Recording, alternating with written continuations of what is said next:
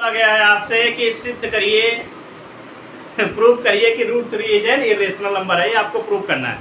देखिए इतना हम लोअर क्लास से ऑलरेडी जानते हैं कि जो रेशनल नंबर होती हैं, जितनी भी रेशनल नंबर का जो है रेशनल नंबर, इनका डेसिमल एक्सटेंशन या तो टर्मिनेटिंग आता है या नॉन टर्मिनेटिंग रिपीटिंग आता है, इस दो तरीके का।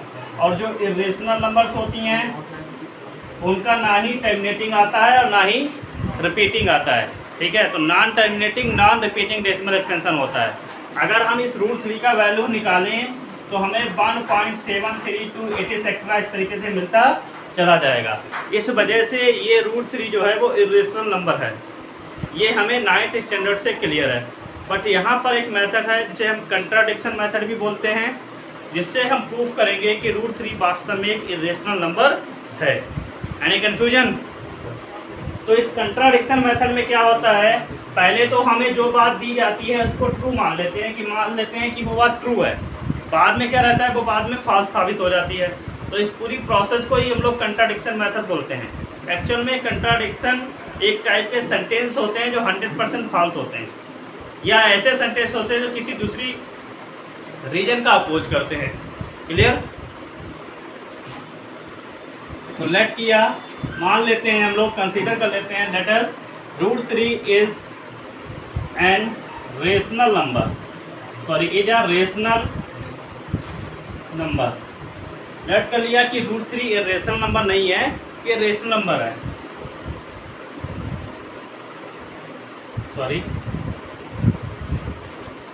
ये एक रेशनल नंबर है।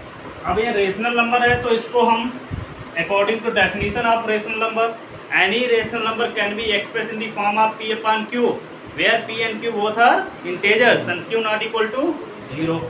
तो हम इसे P/Q की फॉर्म में एक्सप्रेस कर सकते हैं, जहाँ पर where P and Q both are integers हैं, दोनों क्या हैं, इंटेजर्स हैं।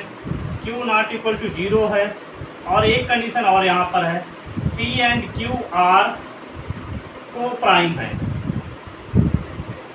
कैसे नंबर है ये? को प्राइम है। एक्चुअल में को प्राइम कौन से नंबर होते हैं? ऐसे नंबर्स का पेयर जिनका HCF 1 हो। अगर इजी वर्ड्स में कहें कि ऐसे कोई दो नंबर जिनमें जो कॉमन फैक्टर है वो सिर्फ 1 हो, इसके अलावा कोई कॉमन फैक्टर ना हो। तो यानी कि यहाँ पर हमने P और Q कोई दो नंबर कंसीडर किए हैं जो कि पॉजिटिव इंटेजर हैं। Q 0 नहीं है, 0 के अलावा कुछ भी हो सकता है, और P और Q दोनों को प्राइम हैं। ये बात आपको इनिशियल कंसीडर करके लेनी है। Then √3 Q time √3 equal to P। Now squaring on both sides, square करेंगे, √3Q square equal to P square. Now this becomes 3Q square equal to P square. This is result 1। ये हो जाएगा। अब आप एक बात बताइए, जैसे हमारे पास 20 है, 20 को 4 × 5 राइट किया हमने, तो इसका मतलब क्या हुआ कि 4 जो है 20 को डिवाइड करेगा और 5 भी 20 को कम्प्लीटली डिवाइड करेगा। तो यहाँ पर P स्क्वायर इक्वल टू क्या लिखा है, 3 × Q square. It implies that 3 divides P square. इसका क्या मतलब हुआ कि 3P स्क्वायर को डिवाइड करेगा। और एक बेसिक थ्योरम है, ये आपको लर्न भी रखनी है, आपके सिलेबस में ही प्रोवाइड करी गई है, कि अगर कोई भी नंबर किसी नंबर के स्क्वायर को डिवाइड करता है कम्प्लीटली, तो वो उस पार्टिकुलर नंबर को भी डिवाइड करेगा। जैसे 3P स्क्वायर को डिवाइड कर रहा है, इसका मतलब 3P को भी डिवाइड करेगा completely. It means 3 divides P। ये रिजल्ट 2 आ गया। अब 3P को डिवाइड कर रहा है, यानी कि 3P को कम्प्लीटली डिवाइड कर रहा है। अगर 3P को डिवाइड कर रहा है, इसका मतलब क्या हो गया, 3 is a factor of P। 3 is a factor of P। 3 क्या है, P का फैक्टर है। क्योंकि P को अगर हम 3 से डिवाइड करें तो कोई क्वांटिटी यहाँ डालनी पड़ेगी और P आ जाएगा और रिमाइंडर 0 बचेगा। इसका मतलब हो गया 3P का फैक्टर है। मान लिया वो क्वांटिटी स्मॉल m है, यानी कि 3 और स्मॉल m का प्रोडक्ट करें तो हमें P वापस मिल जाता है। तो लेट कर लिया P इक्वल टू 3m, ऐसा मैंने कंसीडर कर लिया। क्योंकि इस वाले रिजल्ट से क्लियर हो गया 3p का फैक्टर है, तो 3p = 3 हम राइट कर सकते हैं। जहाँ m कोई भी एक पॉजिटिव इंटीजर है, where m is a positive integer, where m is a positive integer, यहाँ मेंशन कर दिए m क्या है, एक पॉजिटिव इंटीजर है, ठीक है, इसे हटा दीजिए। अब putting value of p in equation 1 में पुट करेंगे तो 3q² = 3m होल स्क्वायर या 3q² = 9m²। It implies that q² = 3m²। अब यहाँ पर नोटिस करिए भाई, q² = 3m² राइट हो गया, यानी कि q² = 3 × m²। इसका मतलब क्या है कि 3q² को डिवाइड करेगा कि नहीं करेगा, है ना भाई। It means 3 divide q²। अब 3q² को डिवाइड करा, इसका मतलब 3 डिवाइड्स q। अब ये जो दो रिजल्ट मिले हैं, रिजल्ट 2 ये वाला रिजल्ट और रिजल्ट 3, ये इन्होंने सारा हमारा जो यहाँ पर हमने अरेंजमेंट करा था उसको ये विरोध कर रहे हैं, पूरी तरीके से अपोज कर रहे हैं। क्या करा था हम लोगों ने, हमने यहाँ पे किया था कि p एंड q आर को प्राइम। अब देखिए 3 फैक्टर आ गया, p का भी 3 फैक्टर, q का भी आ गया। इसका मतलब क्या आ गया, 3 p और q दोनों का एक कॉमन फैक्टर है। बट हमने कंसीडर क्या किया था, p और q को प्राइम है, इनका कोई भी कॉमन फैक्टर नहीं है, ठीक है ना। तो यहाँ पर हम लोग राइट करेंगे, मेंशन करेंगे फ्रॉम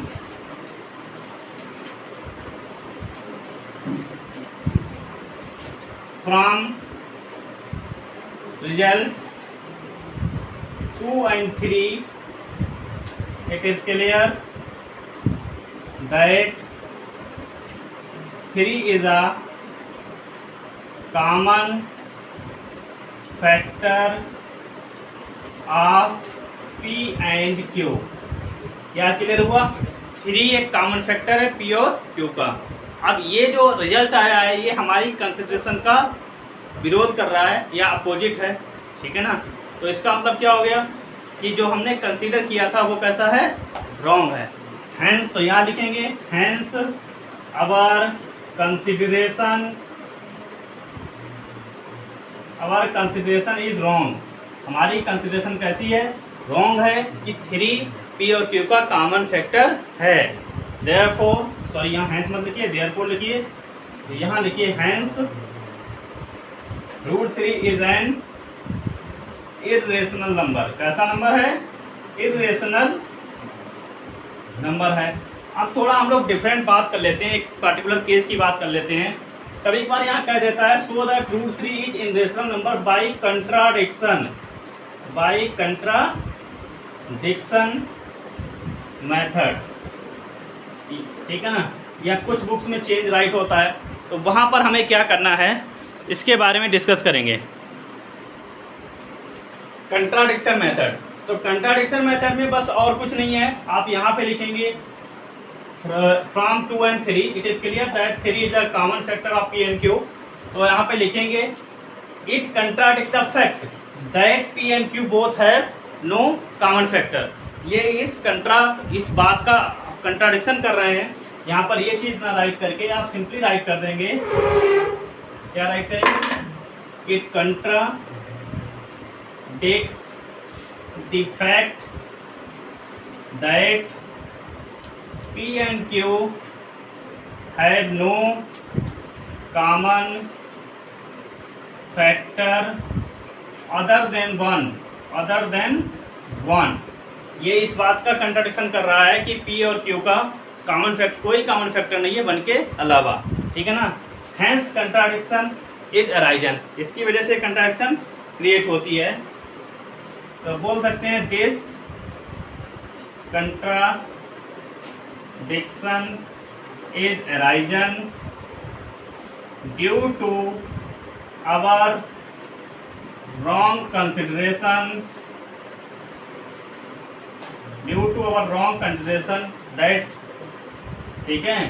क्या रॉन्ग कंडीशन थी कि √3 is a rational number, hence √3 is irrational number, ठीक है ना भाई, ये रॉन्ग कंडीशन थी। तो हैंस आप क्या राइट करेंगे, √3 इज एन इरेशनल नंबर। तो इस टाइप के जितने भी क्वेश्चंस हैं आप इनको इस तरीके से प्रोसीड कर सकते हैं। अगर कंट्राडिक्शन वर्ड एग्जाम में नहीं लिखा है तो कोई ज़रूरत नहीं, आप सिंपली बोल दीजिए रॉन्ग अजम्पशन है हमारी, इसकी वजह से ऐसा हो रहा है। अदरवाइज इस सेंटेंस को थोड़ा प्रॉपर आप राइट कर दीजिए। तो जैसी ज़रूरत वैसा काम आप करिए। क्लियर।